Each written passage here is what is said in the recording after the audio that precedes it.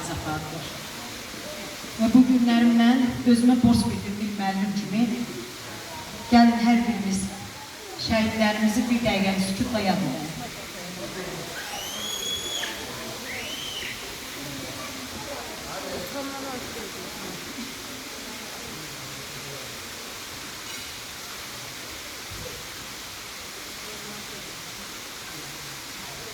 Allah bütün şəhidlərimizə rəhmət eləsin.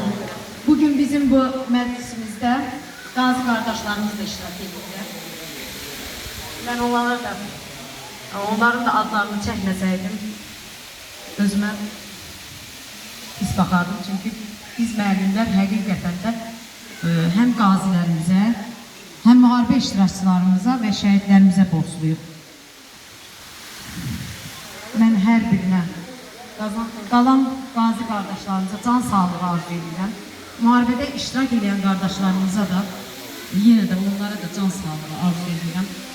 Çünki biz bu torpaqlardan ötürü 30 il mübarizə apardıq və sonunda bu qələbəni qazandıq.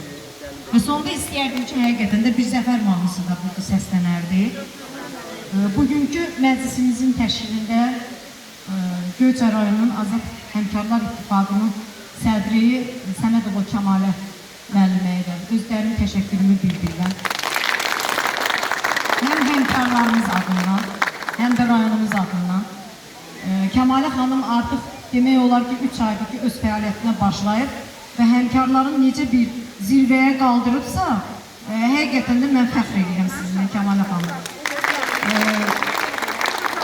Dəfələrlə bir sədr kimi mən oraya müraciət etmişəm, amma müraciəti heç zaman qəbul olunmayıb və geri qayıtmışam. Amma mən neçə dəfə sizin qəbulunuzda olmuşam, siz o qədər günlər üzrə bizi qarşılayırsınız ki, biz hər dəfə oraya gəlib getmək istəyirik. Buna görə sizə çox sağ olun deyim.